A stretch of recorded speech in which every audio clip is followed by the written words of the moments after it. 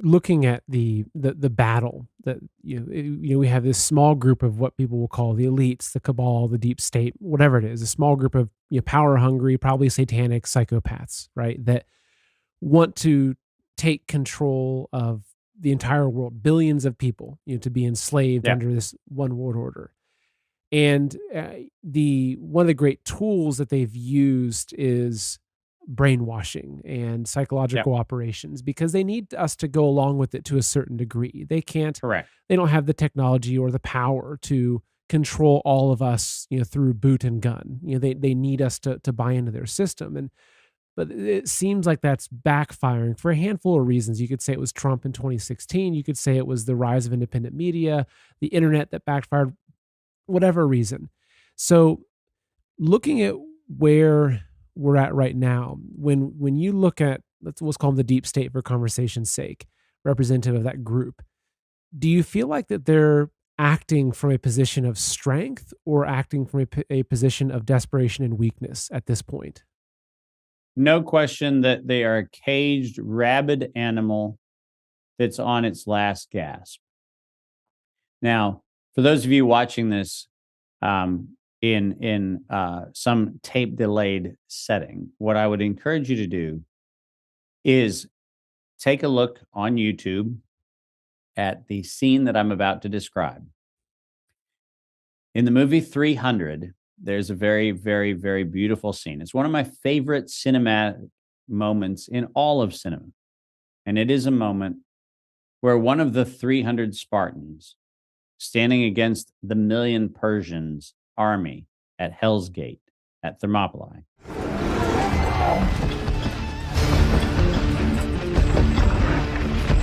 Our eyes bear witness to the grotesque spectacle coughed forth from the darkest corner of Xerxes' empire.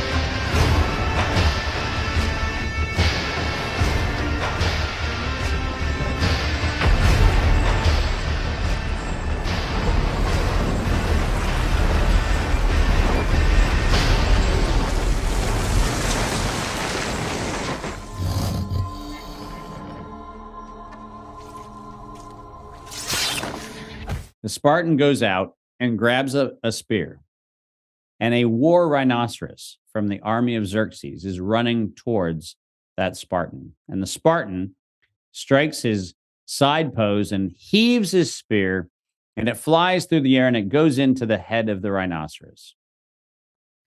And the rhinoceros keeps running. It keeps running. It keeps running. And the Spartan stands his ground. He does not flinch. He doesn't move, and he doesn't even change his pose. He stands there, left foot forward, throwing arm still very clearly clenched. And he's standing there, and the rhinoceros runs and runs and runs and runs and runs. And what you see in this beautiful moment in the image is the rhino is running towards the Spartan, and the rhino's nose digs down into the ground, and it ends with the rhino dead at the toe of the Spartan. And in my speeches, I like to show that film and then ask the question, when did the rhino die? Did the rhino die when it stopped moving? Did it die when the spear went through its head? Did it die when it was drafted into service in Xerxes' army as a war rhino? And I have people raise their hand. When do you think the rhino died? Did it die when it stopped? Did it die when the spear went through its head? When did it die? And so I get everybody to get their hands up. And then I ask the question, is it possible that the rhino died the day it was taken off the savannah? Because rhinos are meant for the savannah. And when you actually take a living thing out of the created order where it belonged, it's already dead. Its life is already extinguished. Now, the reason I'm telling you that story, Seth, is because I think that the answer is the rhino's already dead. The New World Order is dead. And we actually should not be fearing a thing that's dead.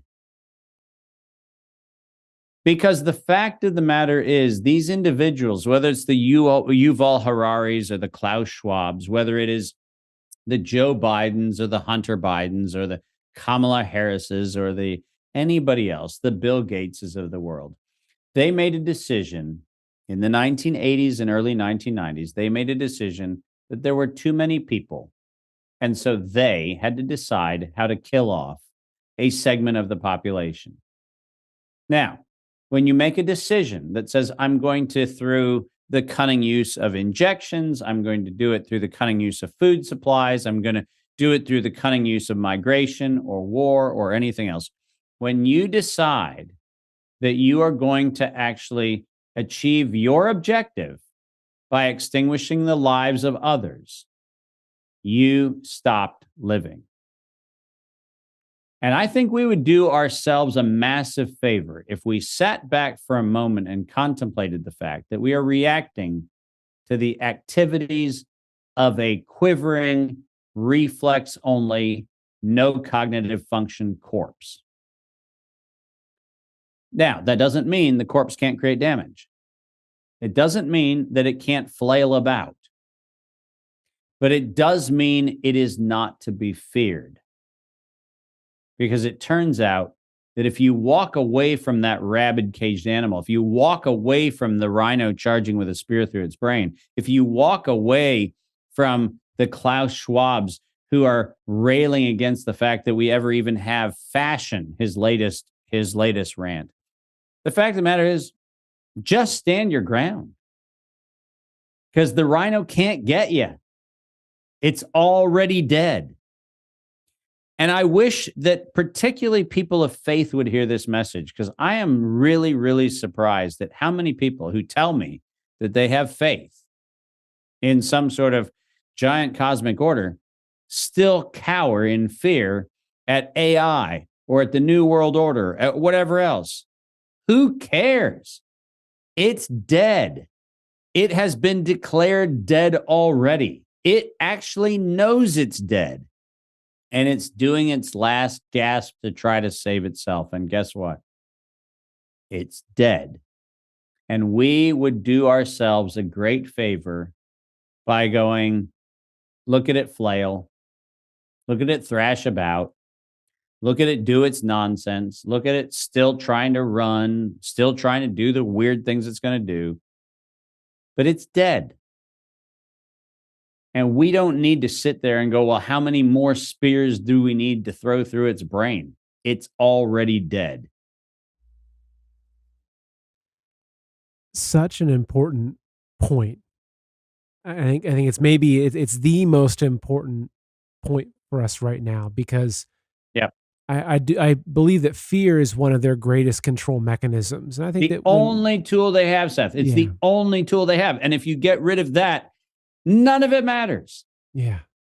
And it reminds me, so my daughter, who's turning 3 next month, she has all these little toys, and these toys you wind up, and like she has this little chick that she loves. You wind it up and it goes, kind of pitter patters around the floor, but it stops.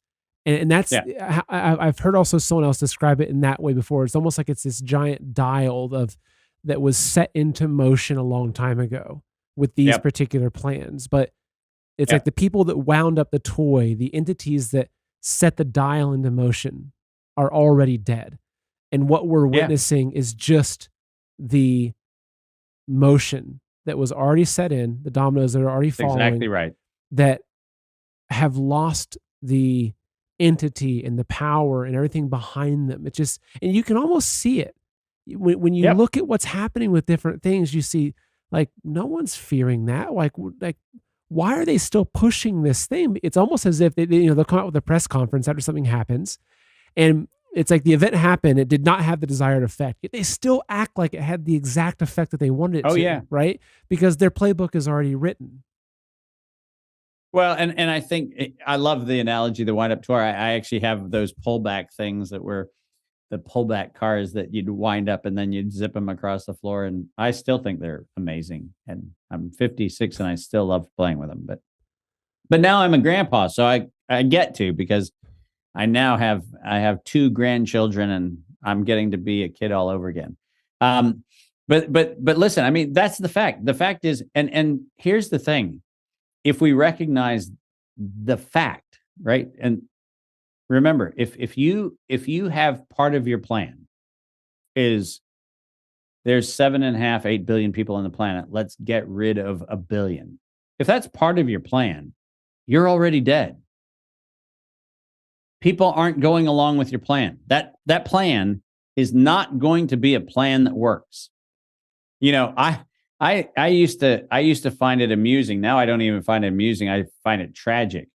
I grew up in a very what I would call socially conscious conservative environment. What that means is that we were historically trained to be pacifists. We were historically trained to be part of the peace church movement.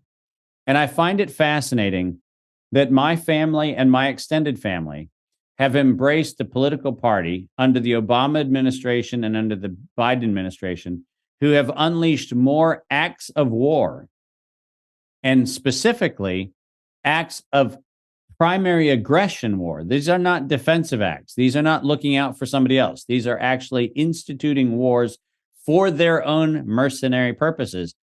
And I love the fact that no matter who it is in my family, not one of them can live through the hypocrisy of saying that they valued, allegedly, the church's stance on nonviolence and peace, but somehow or another can vote for people who, for example, under the Obama administration, led to more U.S.-based assassinations than in the sum of all other U.S. history. The drone strike program under Obama became the deadliest destabilizing force that we've had. And we still have people who go, he got the Nobel Peace Prize. What?